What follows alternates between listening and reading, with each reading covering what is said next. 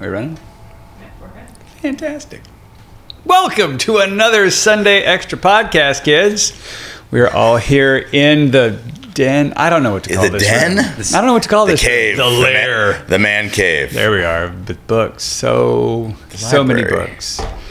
So for those of you who are not in the recording booth, studio, den lair place where we are, you don't know that we had set to start this recording at 9:30. Everybody kind of rolls in with their coffee at some point. We get a message from Pastor Matt. I'm coming in late. And so we're all sitting around, just kind of twiddling on our phones and answering emails and stuff. And he busts in with, "Do I have a story to tell?" And so we said, wait. Save it for the podcast. So we've not heard this story. He's not told the story. But we're told that it does not involve death. No. This is fresh. Fresh material. You can't make this stuff up. So, I mean, full disclosure, I was running a little late on normal. Like, there was no way I was going to be here right at 9 o'clock. But, it was like 9:20, 9:25, whatever, when I walked in here in this room. Well, the reason why, I literally sat for 10 minutes or more at this Beach Street light up here.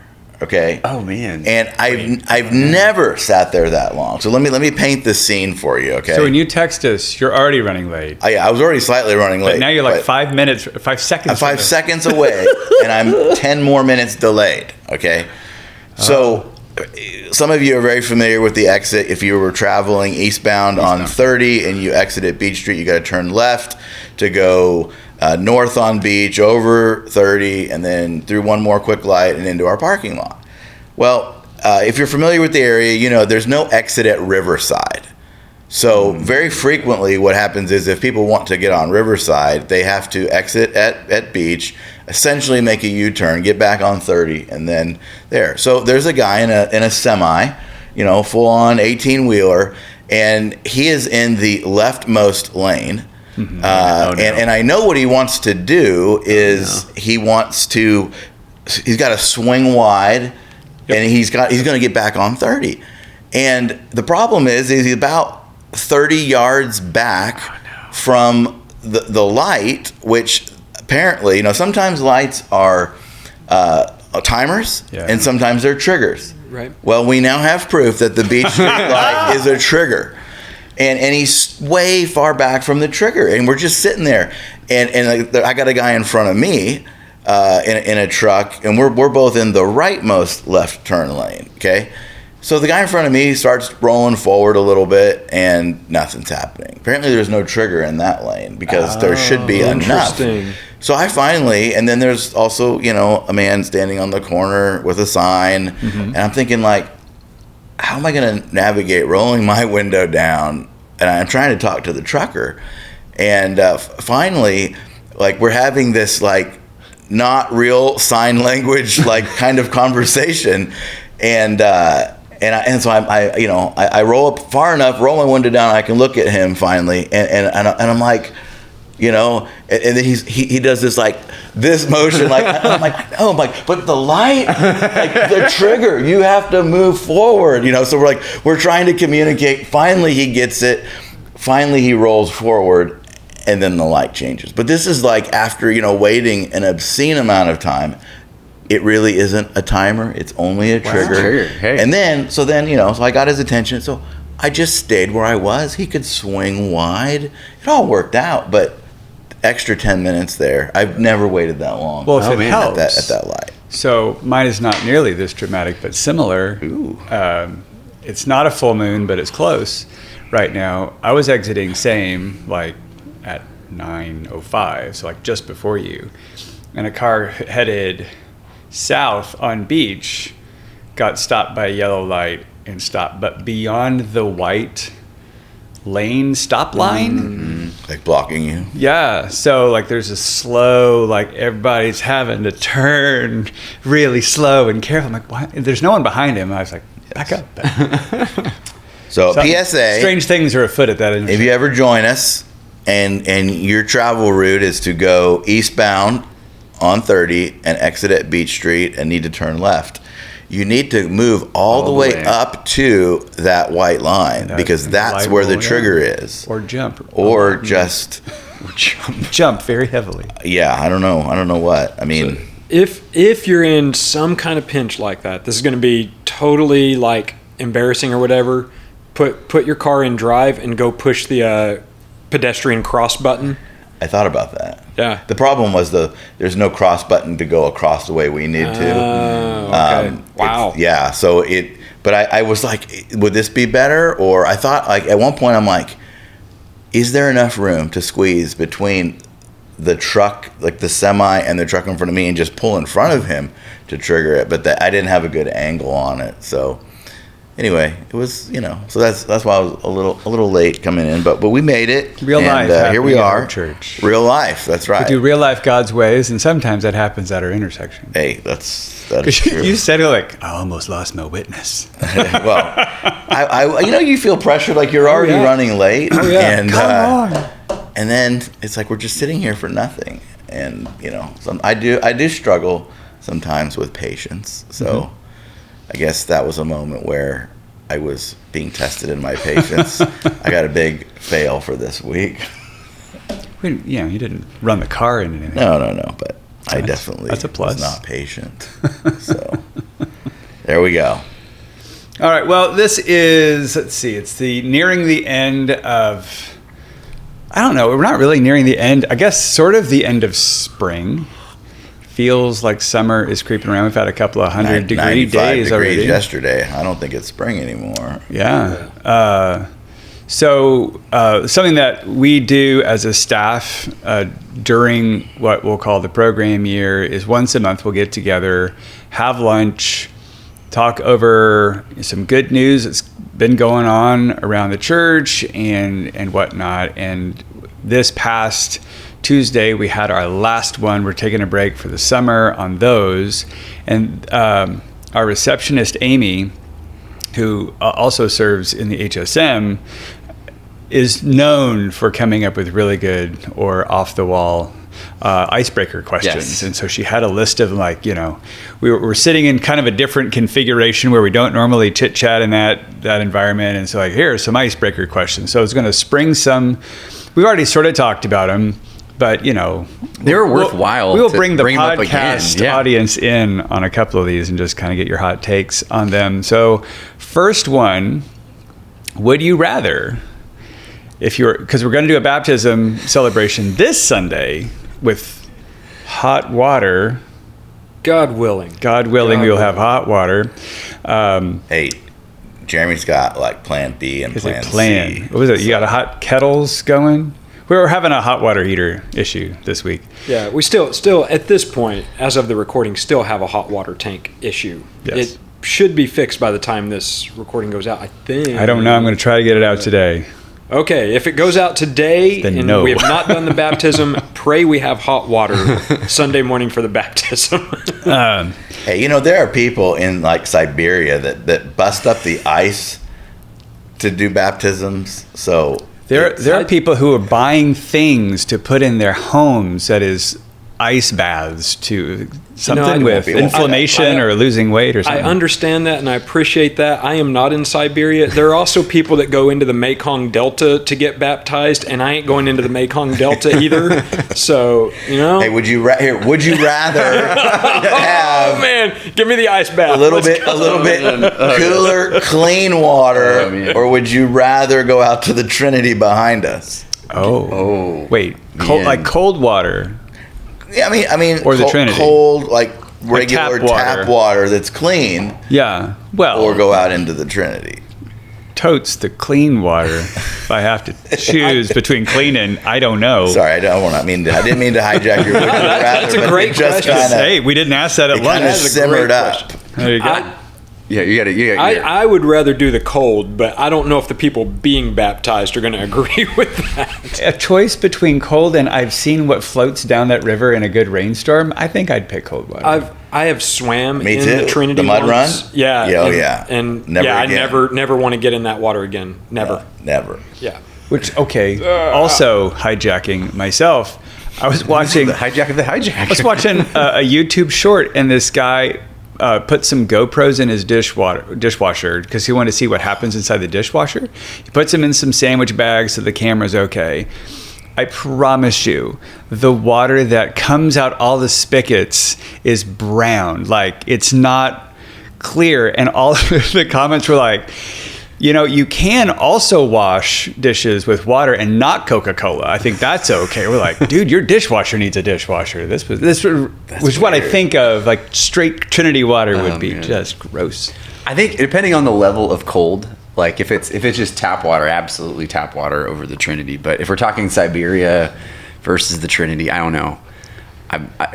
I'm trying to figure out which one would kill me first. And so it'd be fast. Siberia would be faster. Well, we only hold you under for just a quick minute. But you have to get in. It's the getting in, getting under, and back out. We'll get you some of those like dry suit waders, Jeremy. See, and I know a lot of old school pastors that have the big tall fishing waders on when they do baptism. Yes. And I always question that. Like, what you don't trust the water temperature? You want your Anyway. No. This is what my pastor would do growing up because he had the waders. He would have like a full suit because it was the 80s. That's right. Had a full suit. Right. Then he had to preach a sermon like 2 minutes after, so he'd wear the waders so that he was dry. Yeah, strategically have another song to be able to get the waders off, get the coat back on, be ready to go. And totally dry. Right. But the ice dunking, it also depends on how many people are we baptizing, because the people are in there for like 30 seconds, boom. Right. But the pastor's in there. I mean, if we got a line of 20 people, I mean, I guess we're going numb. You could swap the pastor out, There you go. Maybe. I don't know. We'll need it's more than just the dunk. Like in boxing, we'll need like your corner man there to put a blanket over you and with one of those electrical jackets. Yeah.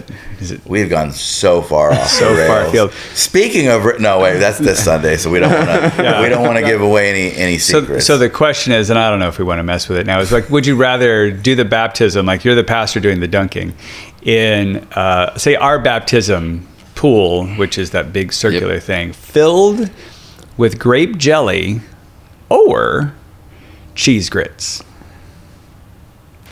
So I think the original question was, I thought it was grits, but because it's cheese grits, it becomes thicker. That's for sure. It does make a difference. I think I'm going grits. A game changer. I think I'm going grits because of the cheese. No. Let's say, was it grape jelly on Tuesday? No, it was still grits. Okay. I was grits all the way, but I think even with I was team grits all the way. But the cheese like makes it a more solid position. Here's more ways than one. Here's for me though. I have a personal aversion to grapes and grape flavor, so I don't care what it is. You have a fun time during Lord's Supper. Well, that's my one exception because it's only that much. We could probably make it strawberry jelly. Make it apple butter. If it was strawberry jelly, then I'm in the strawberry jelly. Apple butter. But just like I don't like eating grapes. I don't like grape jelly. I mean, I'll have toast with no jelly if all that is available is grape jelly. So you're not getting me in a pool of grape anything. See, my thing was like, so you dunk somebody in the water and a little bit of the water leaves the pool on the person as they go. I think you would visibly see the level of grits go down. I think you're right. It'd be like dunking a chicken finger in gravy. You just eventually see the level by the end of the baptism. Or did Amy make this up on her own, or did she find it somewhere? Do we know? We don't know. We're looking at Rachel. Rachel could have also come up with all these questions. We don't know. Maybe I would not be surprised if Amy came up with them on her own. Now, did you just offer country gravy as another option for the baptism? Because I am in for country gravy, bro. Put a little crumbled sausage in there. Did you bring some biscuits in with you? Let's go. Yes. Maybe I did. Maybe I brought gravy. Well, that's a wrap on this season, and we're glad that you were with us. What a way to go out with gravy. Let's go. Oh, my goodness. We should have started with like all these channels, and we have an announcement, so stay tuned, which usually ends with things like, I'm retiring, I'm pregnant, I've got cancer, something along those, or we're going to be taking a break. Life is too hectic, so we're taking a break. That's not the announcement this time, but this is the last episode of this season of the podcast, which is different. If you know who this is, Tevin Dillard, our friend Joel Berry, whose alter ego is Tevin Dillard. Tevin Dillard has a podcast too. And I don't know what season he's up to now, like 14, 16, something or other. And he'll just roll from like the last episode of a season. Next week is episode 1 of the next season with no break. We are not doing that. We are totally taking a break. We might have reruns. Go full Gen X and do reruns. We go old school reruns from season 1 that was like a long time ago. Ooh, the greatest hits. Do a clip show. Yeah. I hope the gravy makes the greatest hits. We're making greatest hits this week. If we could keep the gravy warm and not gelatinous this week, then we could do it. You ask for so much. I'm sorry. So, almost went Minnesotan on that one. So, this last Mother's Day was, last Sunday was Mother's Day. So, again, thanks, Mom, for putting up with us. What are things that, so like there's that moment potentially when you're a teenager where you're fed up with your parents. Like when I'm a parent, I'm throwing all this out and I'm doing something else kind of thing. And then you become a parent, you might go, there might have been some wisdom in that. I'm totally taking that back. What are aspects of growing up with Mom that you've totally brought into your family? Like, we're keeping this one. Not just like there are habits that she had that you've also taken on, but specifically to parenting. Are there things in parenting that you brought in?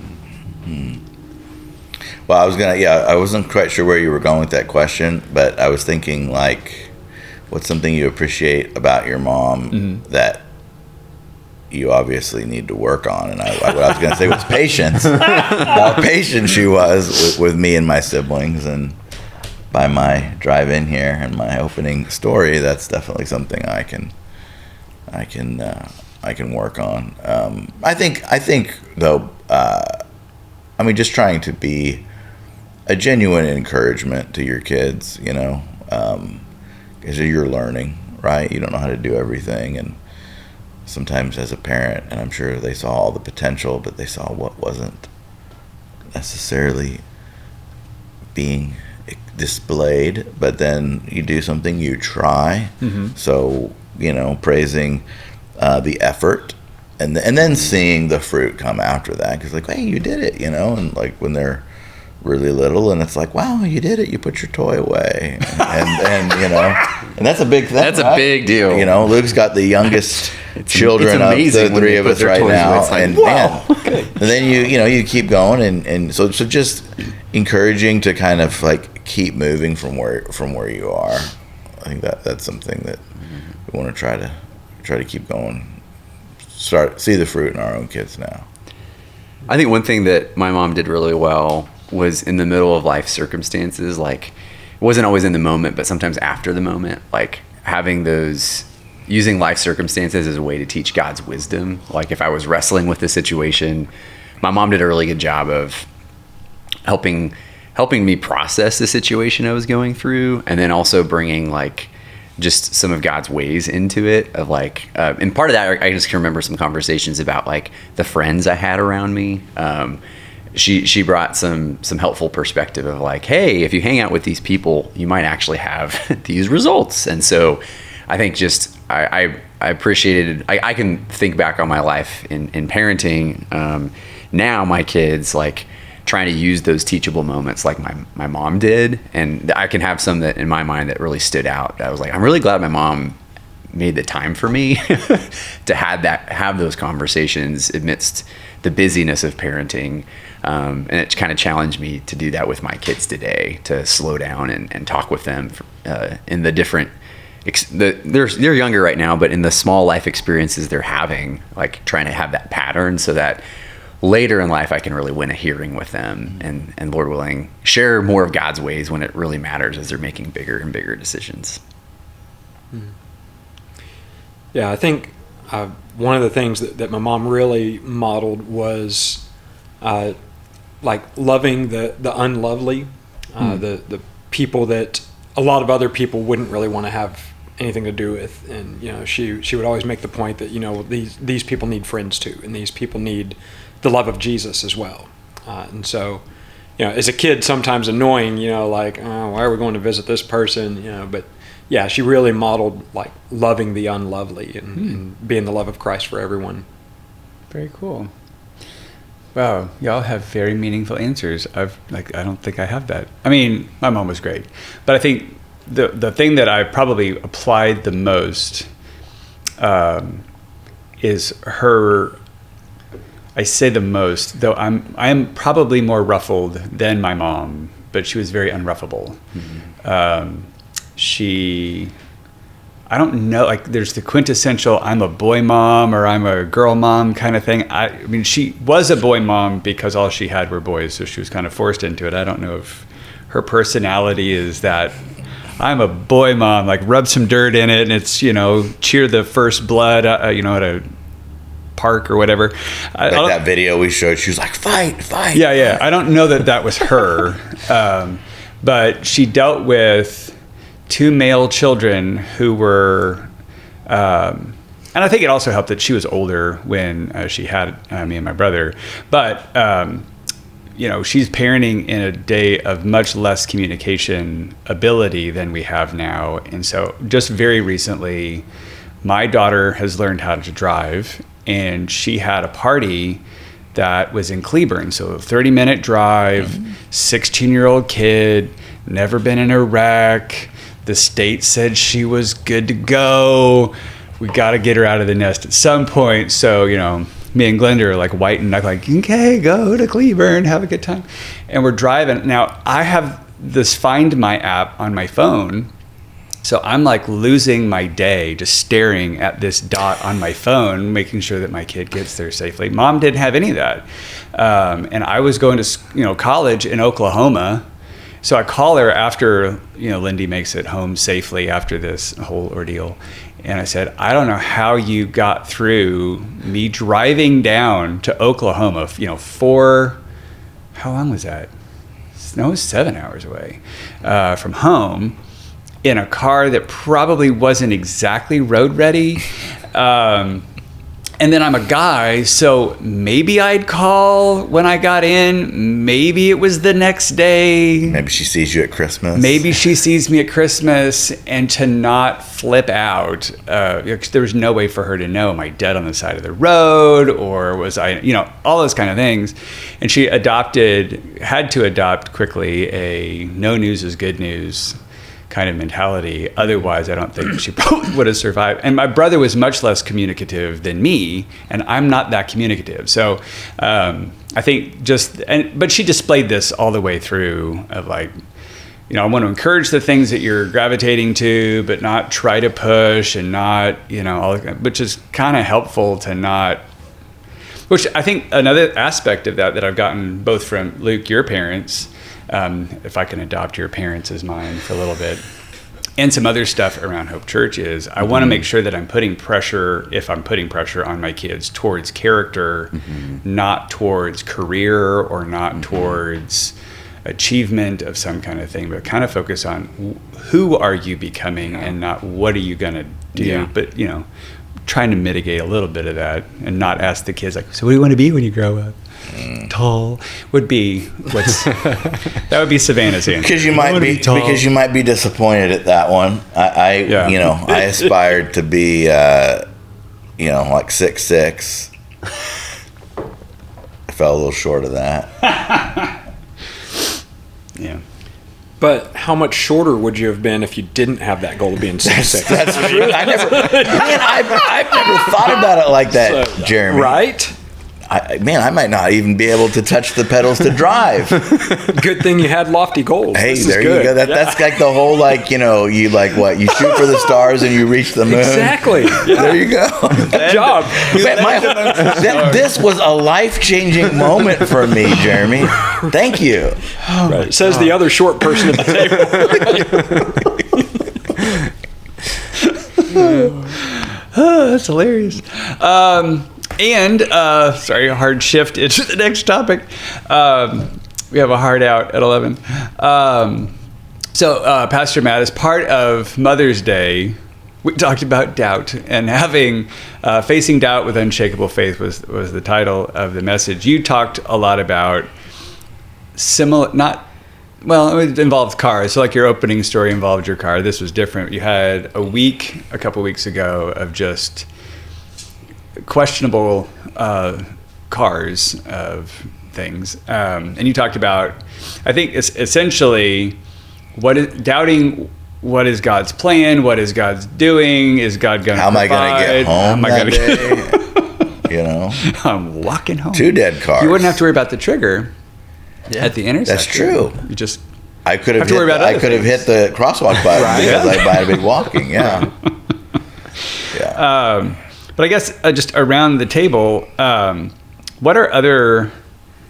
Because it was Mother's Day, and so some things were more focused towards mom.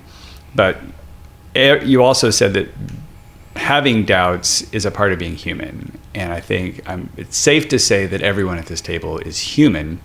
So what are other things or other stories that you've experienced of I've doubted God, or just either a general thing, this is usually a good, if I'm going to fall into doubt, it's going to be in this, or there was a time when I doubted God's something and this is what happened, or... I'll start so we don't have dead air. It's a podcast.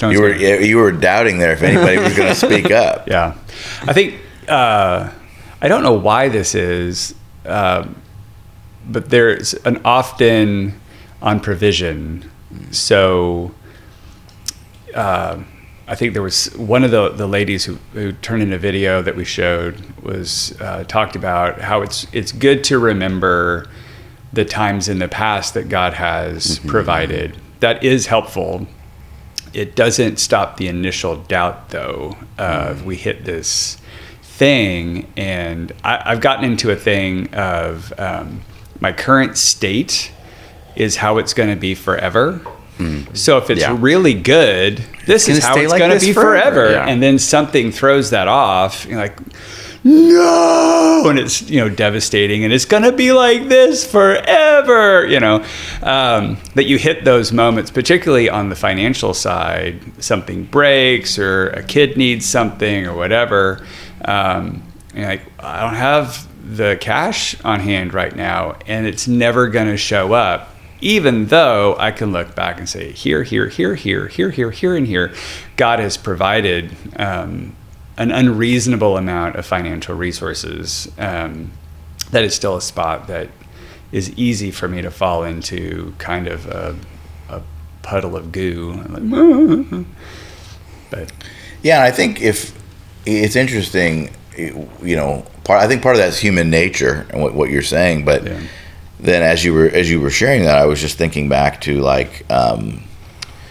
in the Old Testament, when they had the different feasts, they were remembering different aspects of God. They were celebrating, and then you even look at these, Ebenezer's, these stones of remembrance, and those all had to do with these physical, visible signs or things you're actively participating in to remember God's goodness and God's faithfulness. And they weren't little things. It was Passover was related to God rescuing them from their slavery in Egypt. And there's, a lot of foreshadowing and imagery to Jesus being the perfect lamb. But, in our own lives, I was just thinking as you were saying, it was I don't know that there's so many things the closest thing we have to that, something we started doing a few years ago, is we got this fake pumpkin. Okay, so it's not a real pumpkin. It's not going to rot. About the size of a basketball, maybe a little bit smaller. And we would write on it things that we were thankful for from the previous year. Okay. And then it sits, on the shelf. So at Thanksgiving. At Thanksgiving time. But so you can walk by at any point, you can see these things. And if we were really starting to, maybe you get into doubt or whatever, it'd be well, do I have anything to be thankful for? We'll go over there and be look at all of the, those were just the big thing, or a couple of things from that year and that year and that year.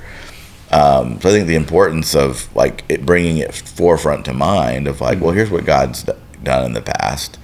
I have no idea how He's going to come through this time, which was where the scary part comes in. But how or when, and as our founding pastor used to always say, God is way too late, but right on time. For me, being I'd like to have the provision before the problem even starts, right? You're like, oh, there's a big repair, right, in my case, and I looked at what it was going to take to fix it. I looked at my bank account, and it was like, okay, I don't know how we're going to do this. Now, God provided, and the car got fixed, but the provision comes after, the moment of crisis often. So, which at my house, there's a famous story of a time like that. The way I like to remember it is we couldn't rub two dimes together. I don't know exactly how stressful the finances were, but it was pretty tight. And a friend of ours somehow acquired a bunch of meat. Like somebody butchered a cow and they had a bunch, and it was going to go bad before they could get to it all.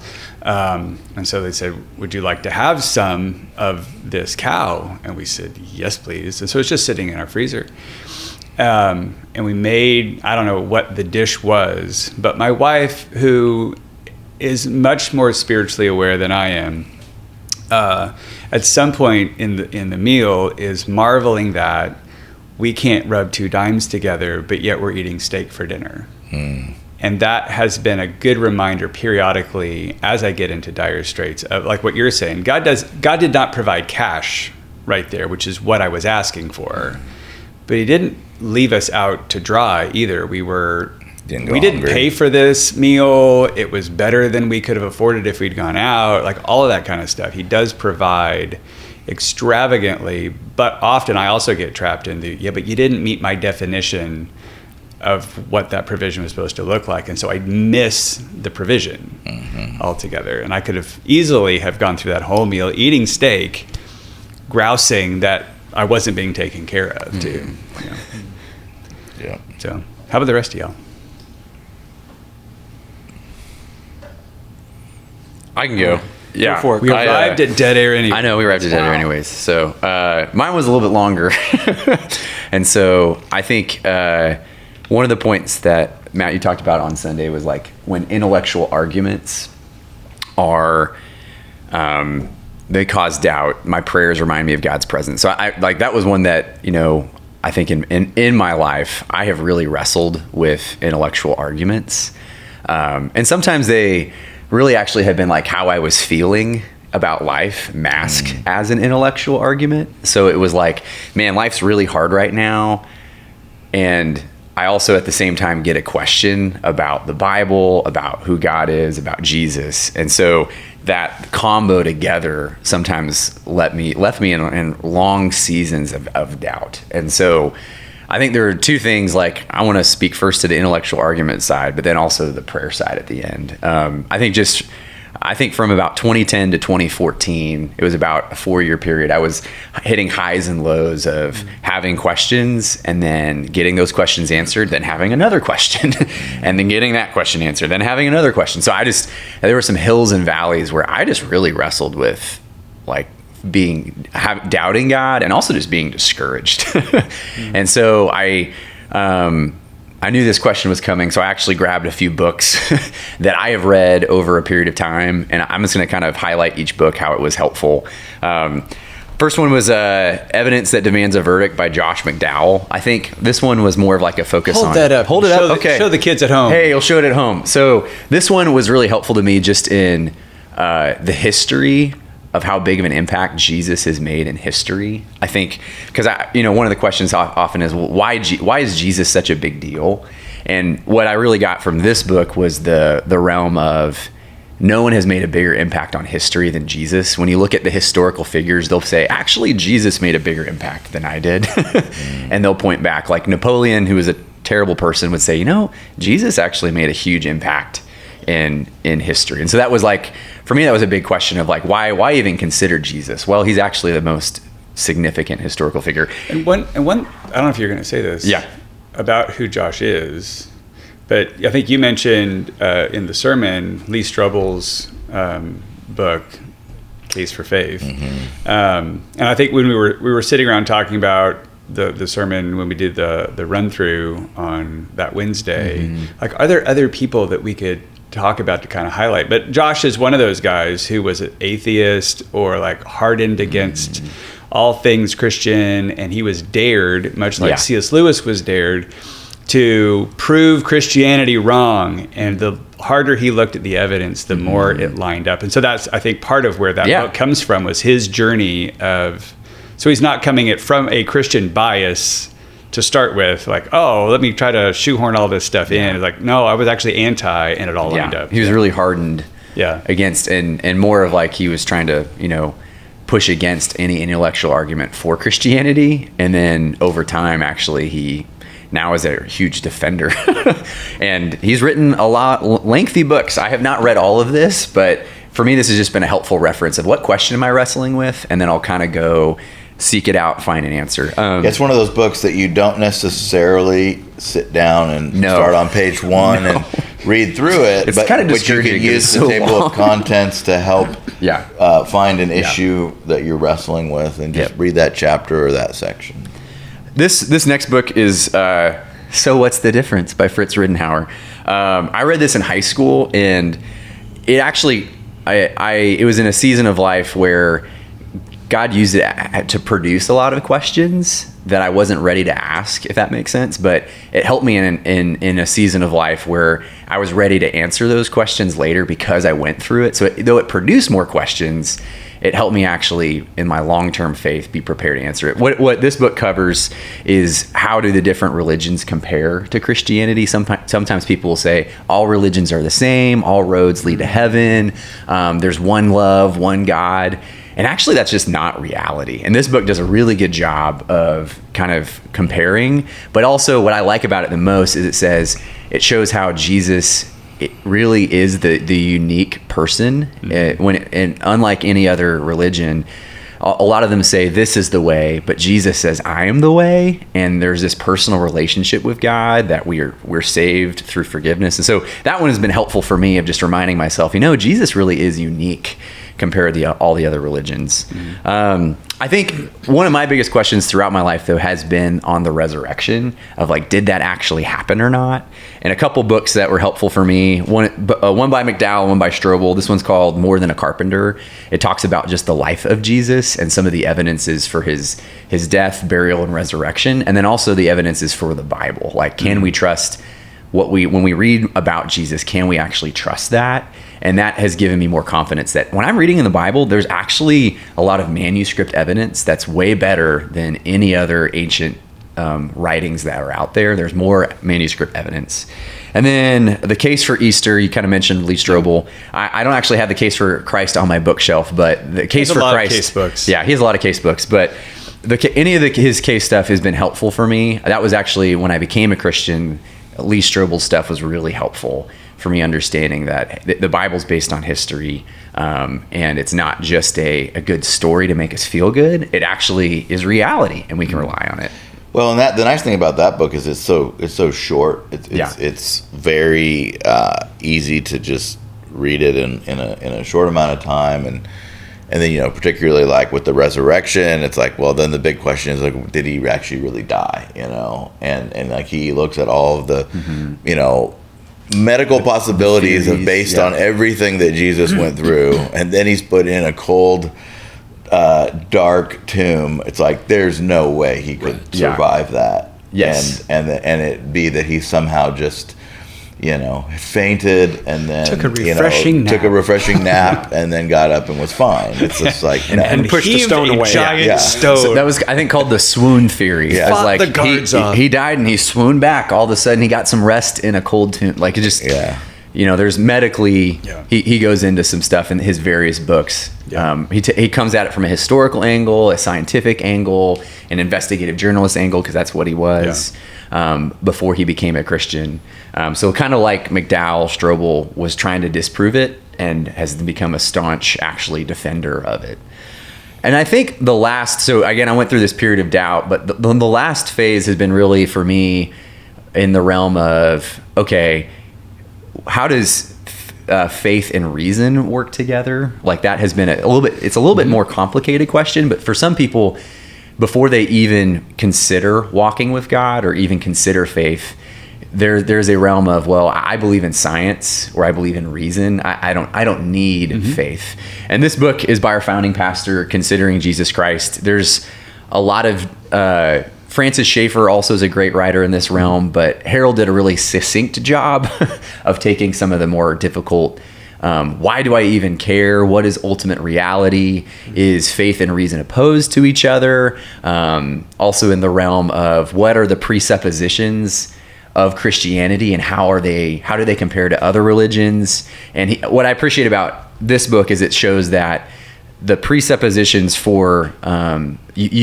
for reason, a lot of them actually align with you have to have faith in order to reason. If you try to reason on the basis of your own mind or your own humanity, you end up coming up with a reference point that's too small. But God is the ultimate personal reference point from which you actually can reason from. And that's been helpful for me just as I've wrestled with other different philosophies like humanism. So that was a lot, but these books, I wanted to share them because I've read these over time and they've helped me answer different sets of questions. But this has been over years that I've read these books. I didn't just sit down and be like, I'm going to crank out 7 books to figure it out. It was more of, as I had a question, trying to get an answer to that question has been really helpful, not just trying to come up with all the doubts that I've had. But I think the last thing in the middle of it, though, is Matt mentioned on Sunday, when intellectual arguments cause doubt, my prayers remind me of God's presence. I think one of the biggest things is in that season of doubting, I wasn't praying very much, but the small prayers I did pray, God really used. As you were talking about, there was a moment of time where it was like, man, I prayed that God would help me put my faith in him in the midst of discouraging life, in the midst of doubt. And that was actually a huge point for me to move forward. It wasn't, I need to get my questions answered. So reading is huge, but just getting the questions answered alone will not be enough. I really need to actually relate with God. He requires faith to actually move forward. And so I needed to put my faith in God. And then I actually got more answers and more clarity. And so there is a level that you can't reason without faith. But you do need to get your questions answered. I think for my generation, there's a movie clip that gets beaten on quite a bit in this regard from Indiana Jones and the Last Crusade. That I think every pastor and youth pastor has used this clip to talk about this is what faith is like. But it is that, I'll tell you the clip in a second, but I like what you said, like and I think you said it too, Matt, in the sermon, that our faith is not unreasonable. Like it is a reason-based faith, and often our language puts those at odds because faith sounds like a wish. I have crossed my fingers and I hope this thing happens, but I have there's no factual basis that this is going to happen, and reason is very locked down and solid and whatnot. But there's this moment Indiana Jones is trying to do a thing, and he encounters essentially a giant gulf between a thin mountain and another, like a cliffside, and then on the other side of this gulf is another cliffside and a door, and more adventure awaits. But he's told that he's going to have to take a step of faith in order to get across this gulf. There's no runway for him to take a running leap at this thing. There's no way that he could physically get across it. And he has to trust in something, whether that is somebody built this, and so I've got to be able to get across at some point, or die, or I don't know exactly what all is going on in his head, but he takes a step of faith and finds that there's actually been this very creative land bridge built that matches the pattern of stone on the other side of the mountain. So it looks like there's nothing there, but if he takes a step of faith, he finds something very solid. But he has to reason his way towards taking that next step. It's not, I hope this is true. There is a little bit of that, but it is which I liked out of your stories. Like I I kept pursuing and I kept trying to take a next step. I kept trying to get my questions answered versus a lot of folks that I hear about who have abandoned Christianity or whatever. They just kind of like, well, I hit this roadblock in faith and decided, well, there's probably not reasonable answers, so I'm just going to chuck the whole thing out and not keep trying to pursue God. That there is that I'm stepping into a level of fog, hoping that there are reasonable answers. I think with just one verse, and I'll hand it over to you, like that Hebrews 11:6 is a helpful reminder for me. And without faith, it is impossible to please God. For anyone who believes in him must believe that he exists and that he rewards those who earnestly seek him. So part of it is like that last phase of who earnestly seek him, like that is required in relating with God. And if what I found is like, as I sought God, God would actually give me answers, but it was one of those of, if I was like, I'm just going to completely pull back, I would actually become more and more just like life would close in around me. But you were going to say something. Yeah, no, I was just going to say, I think what's interesting about this is, when it's directly related to, faith and particularly the Christian beliefs, it's like, oh, reason this, reason that, logic, science. When I think it's very easy for people to completely forget how much faith is involved in every other area of life. For instance, you're going to get on I use the simple example as you sit in a chair. You reasonably believe the chair will hold you. I don't know about you guys, but there has been chairs I've chosen not to sit in because I looked at it and I thought, this will not reasonably hold me, and I don't want to wind up on the ground. Every time you get in a plane, you actually have faith that the mechanics have done their job and things have happened the way they need to, and that the pilots know how to fly the plane. You have faith that the engines are going to produce the thrust to be able to get the plane in the air, and then people are going to navigate based on the science and the logic and all this of the GPS and all that stuff. Like, I mean, it is like, not to make light of a miracle, but in some ways it's a small miracle every time you take off and you land safely somewhere else, right? But it takes an element of faith.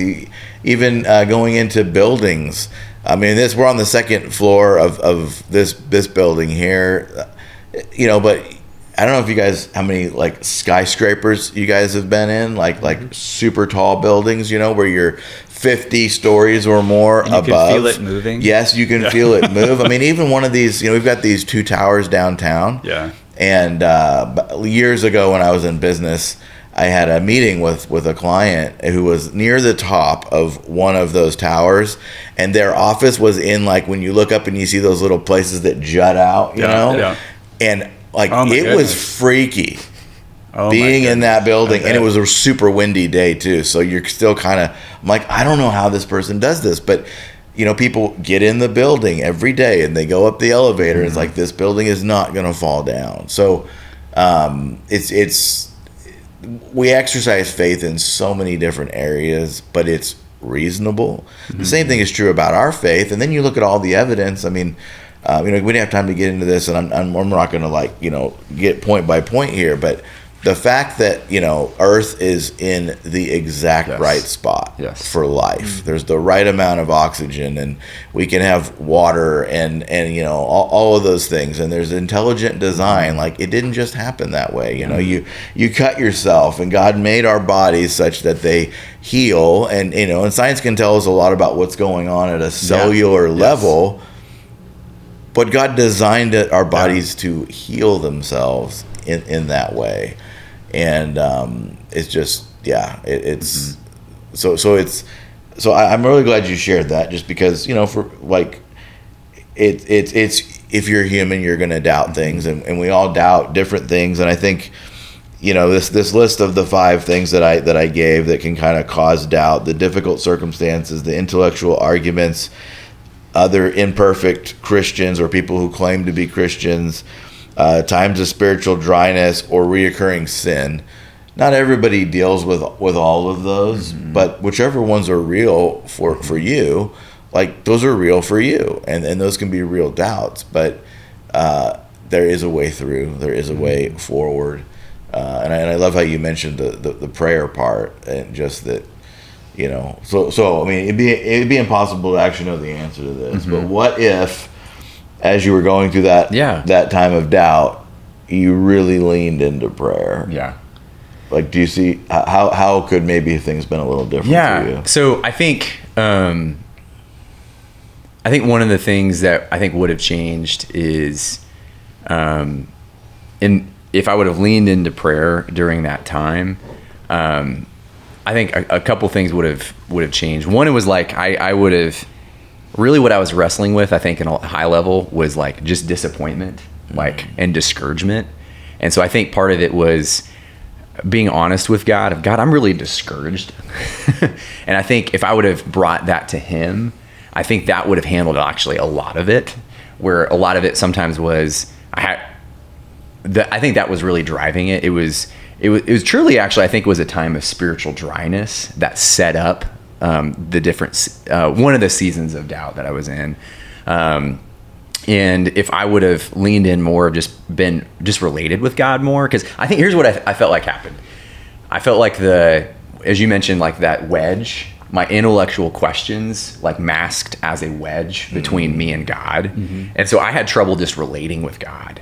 And so if I would have chosen to relate with God and say, hey, those intellectual arguments are still there. I don't have answers to it, but I'm going to still relate with God. I'm going to still pray to Him, that He exists and that He rewards those who seek Him. I'm still going to pray to Him regardless. And I'm going to trust that on God's timing, I'll get these intellectual arguments answered. I think what I would have been able to do is I could have been more focused on others around me as opposed to so in my head. I really got into my head where I felt isolated. I felt lonely. I felt that I couldn't really carry deep friendships because I was I was just struggling. And so since that time, what I've learned to do is acknowledge the question, like get really clear on what the question is, not just this foggy question, and then just pray to God. Say, God, I don't really have an answer to that. I trust you.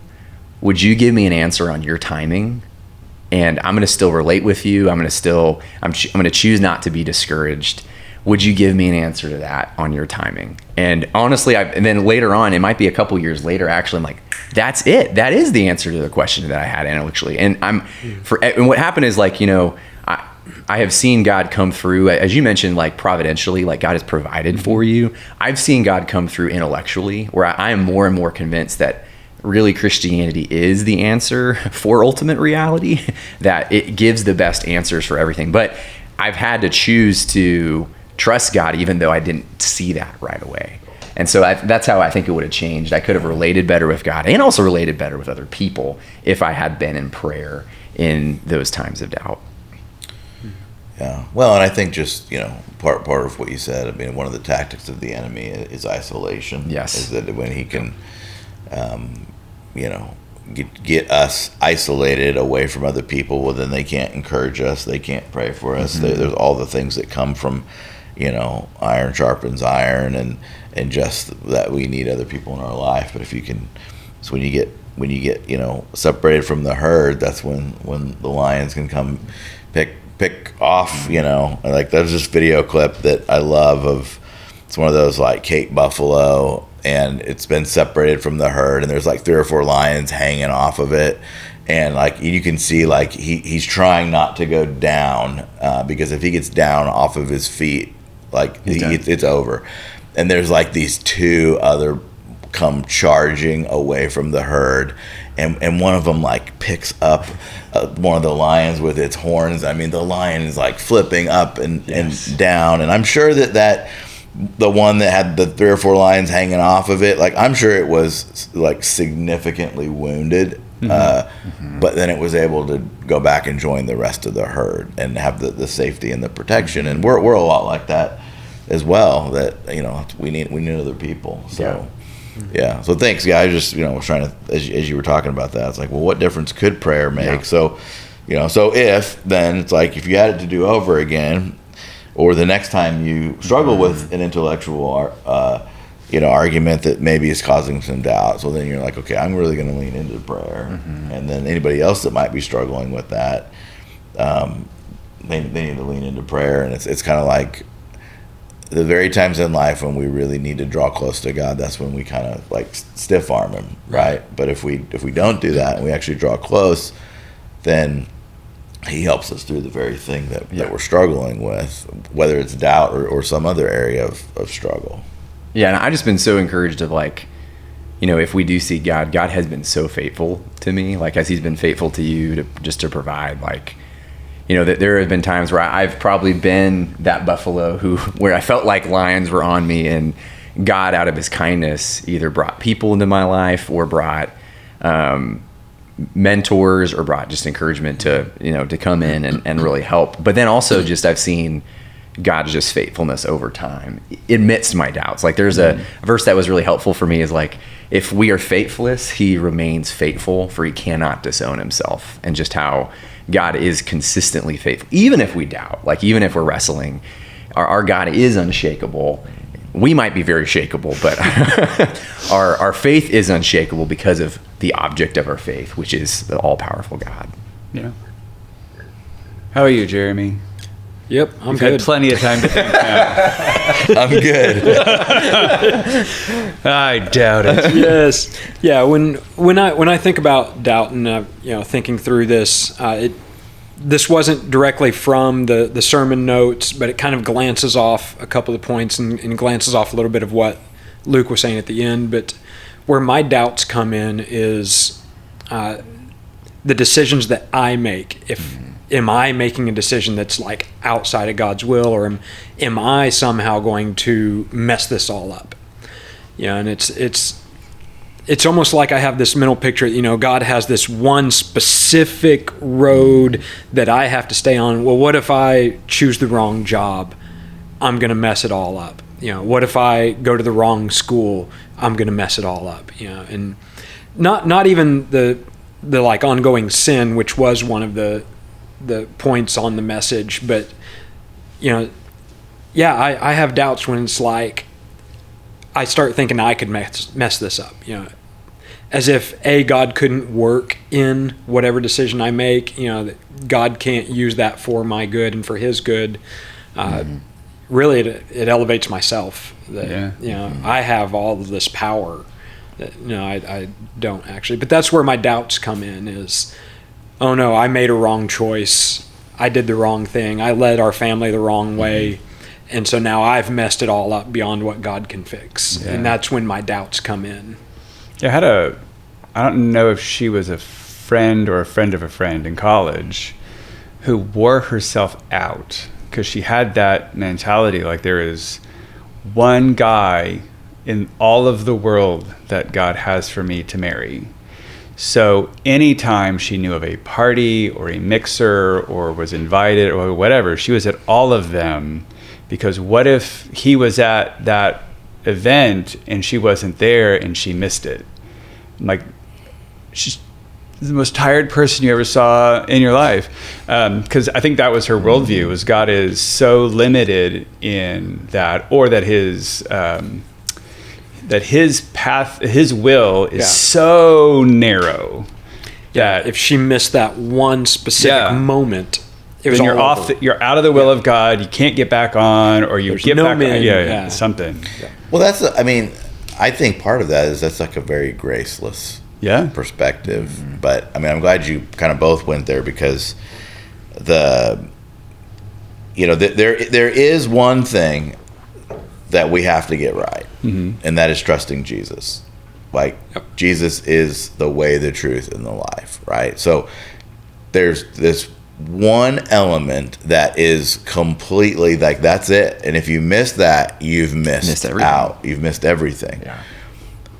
But I think with probably most of the rest of life, like there's like, you know, maybe better, like good, better, and best, right? But then even we can make some wrong decisions, and like God can still use those. We can learn from them. We haven't totally, completely, ruined our life necessarily, but we think everything, like, and that can actually kind of lead you to be, you know, paralyzed. You don't want to make any decisions because what if I make the wrong decision?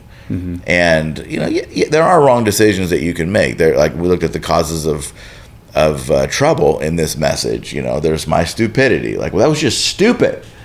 Well, you do one stupid thing, maybe you don't do something stupid the next time, right? You remember in our conference we had earlier this year, Pastor Harold was there and he spoke, and I love that thing.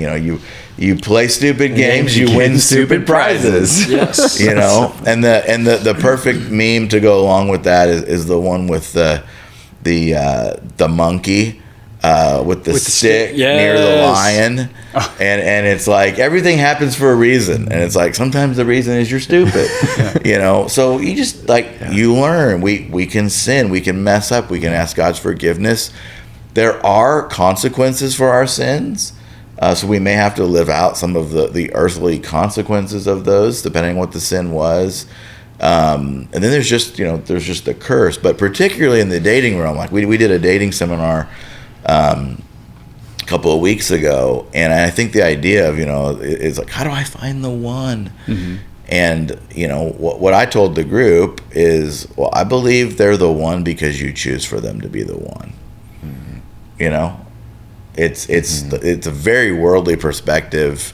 I got to find my soulmate. I got to find the yin to my yang, and there's this one person out there, I think the irony of that story is of that girl. So true story, but the irony of it is it sounds like she had herself so worn out. She could have actually met him at the party, from her perspective, but had been so tired to be able to notice it and enjoy it. Where, especially in the realm of being a follower of Jesus, well, who should you marry? Another follower of Jesus. So who should you date? Another follower of Jesus. And the pool of potential mates, if you're single, is, well, who are the other followers of Jesus, and are our lives moving in a similar direction? I mean, if God's clearly called one of you to be a missionary in Africa, and he's clearly called another one of you to be a missionary in Australia, I don't care how interested you are in each other, like, you probably shouldn't get married, because you're going to spend your life apart, right? When you find somebody who's in a similar direction, it's just, they're ultimately the one because you choose. Of all the people, you're the one I'm choosing to commit to. And that's really what love is too, is it's not just a feeling, it's a commitment. This is the person that I'm choosing to do life with and partner with to do God's will in the earth. So, I've also heard, this is probably more of a guy thing, but on the career side of, should I choose this job or that job, or what's the right next? It's still that same thing of like what you're saying. I can, with my limited abilities, throw a monkey wrench into God's plans and gum the whole thing up. I have that power to totally thwart God's greater plan, and it does make it very self-focused or works-based or any number of other things. But we get all worked up because we wrongly think, I can do that. I can throw God's plans off. Right. And that's not to say we shouldn't seek counsel and pray about major decisions, but you're exactly right. Well, and I think so. This is like, we're going all over the place on this episode here, but I mean, so this is what we're about to say. Should end with a cliffhanger. This was yes, and then wait till next season. No, so this was an article, like a business article that I read. I thought it was very interesting about this company.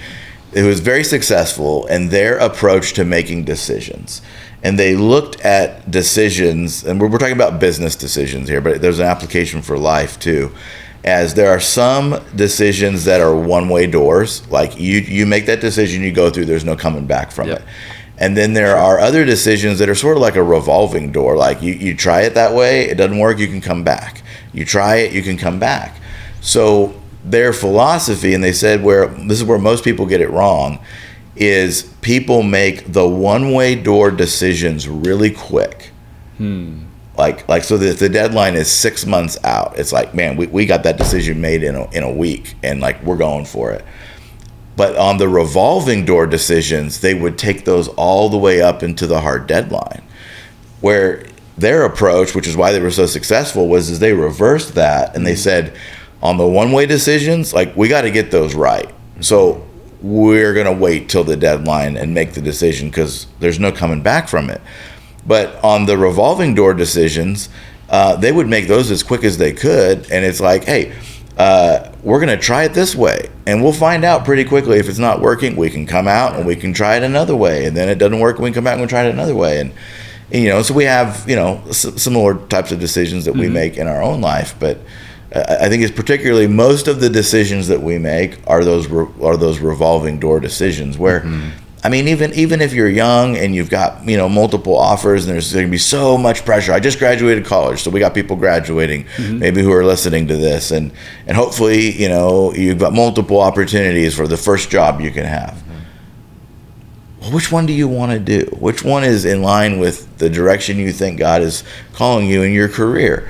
Well, just start there. And if it turns out you don't like that company or you don't like that industry, like, you can try something else, right? You're young. I mean, it's as you get later in life, the stakes get to be a little bit higher. But when you're just starting out, just try something. I remember my first job out of college, I worked doing outside technology sales. And at first I was like, I don't even know if I'm going to like sales. I had this fear of like being a door-to-door vacuum salesman. Like, I'm going to be trying to convince people to buy things they don't want or need.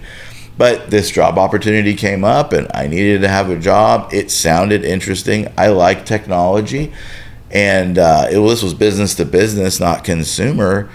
And like, I actually really enjoyed it, because I was providing products for companies to do what they did better. Like, if they had this technology, it would help them do things better.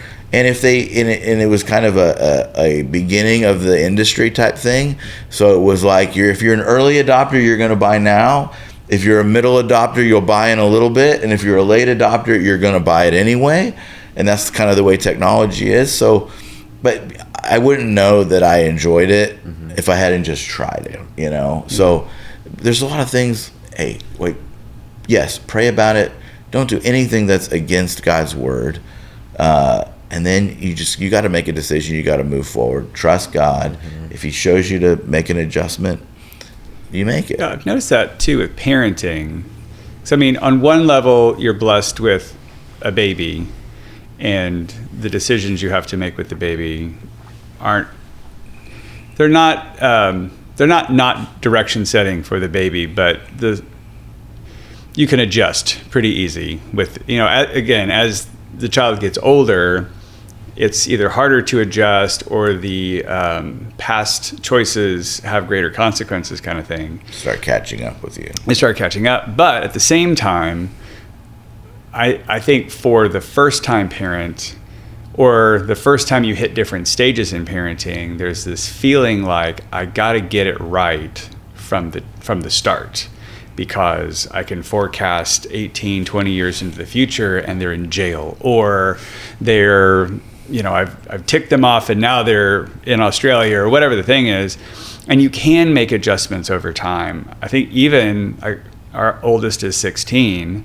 We're having to make adjustments because she's 16, and what worked when she was 6 don't work when she's 16. And so, or we've got our oldest 2 are girls, our younger 2 are boys. Strategies for girls and strategies for boys are wildly different. And so, you're constantly having, I think, I love the idea of you're making revolving door choices most of the time, but I think there is that thought of, if I don't correct the kid the right way when they're 5, it's a one-way door, and I have put them on a track. They're going to wind up in jail by the time they're 18. Yeah. Or they'll be in therapy, or whatever the issues that you're most fearful about. But there really are. I've even heard, I can't remember if you said this or other pastors, on, say, a Mother's Day message. Let's say all your kids are out of the house, and you realize, there were mistakes I made as a parent, whether I'm a father, mother, whatever. I've made mistakes. It may be harder. You have all this baggage that you're going to also have to work through. But even then, there is still time, while there's still breath coming in and out of all of the bodies, there's still time to go back, clear up, ask forgiveness, start to build new road. There's still time to have a good relationship with your child, whether they are very young or older or whatever. But I think we get kind of stuck in that narrow path. I can totally screw up my kid kind of thing. Yeah. I mean, I think there's also like, so there are, clear-cut cases of like neglect and abuse and parents, who are not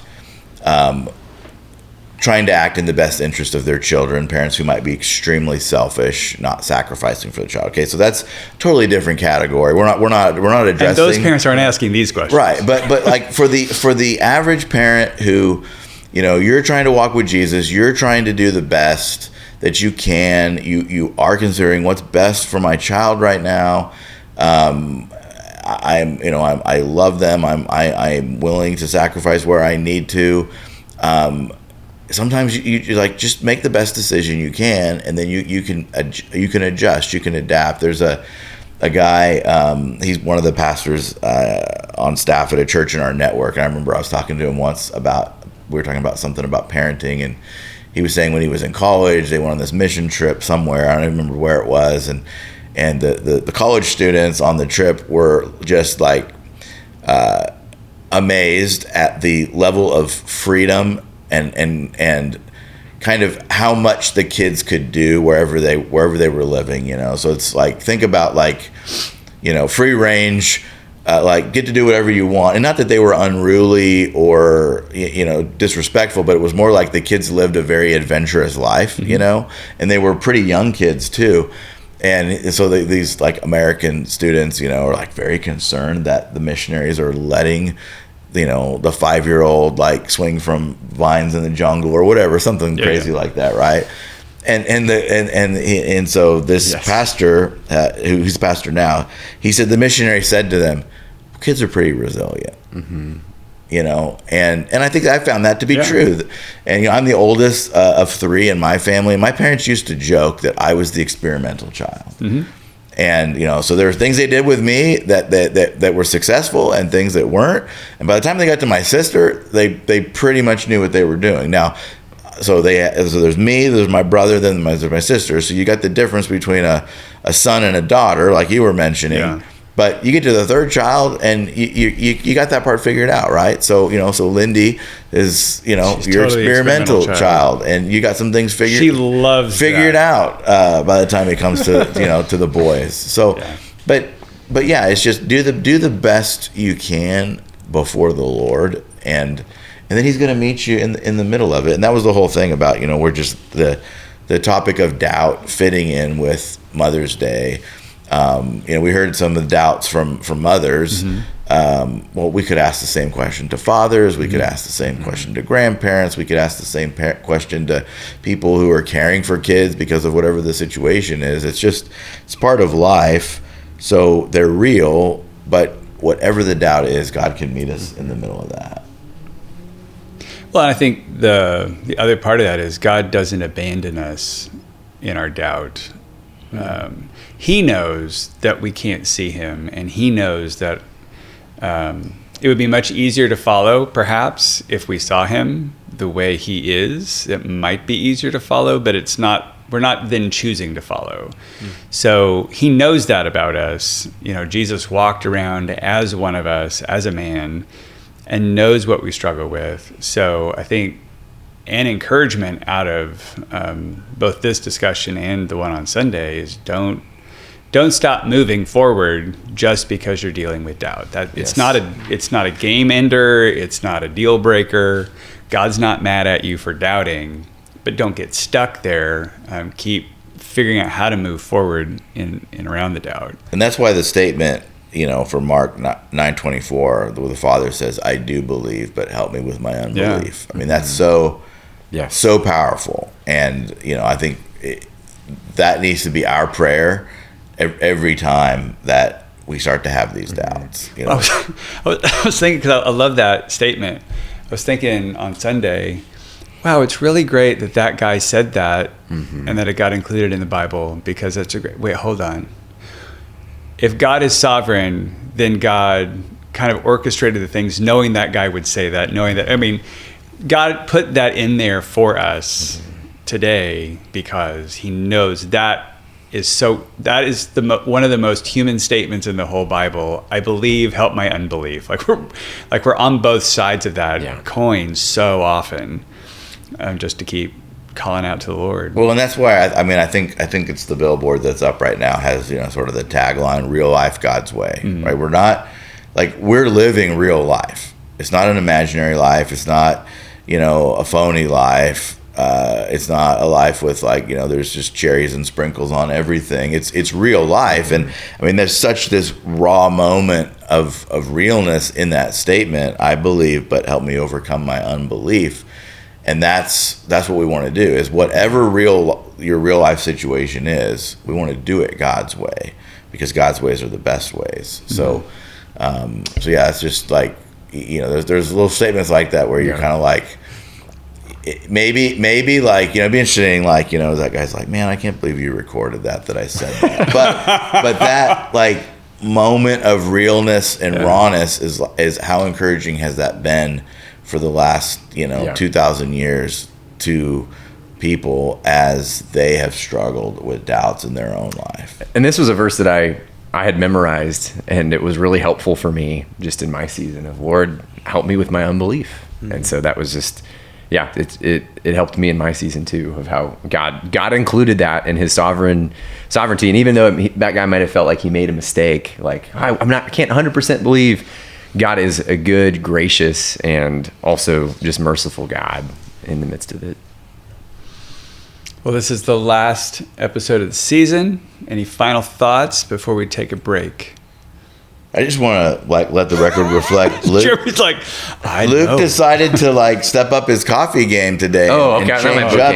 My coffee game. He had this iced coffee here. All the sips. Wow. That's right. I'd like to thank Panera Bread for who is unofficially sponsoring this show. Yeah. Well, great then. Thanks to our producer. Thanks to Rachel. It's been a fantastic season. We look forward to meeting back in here later.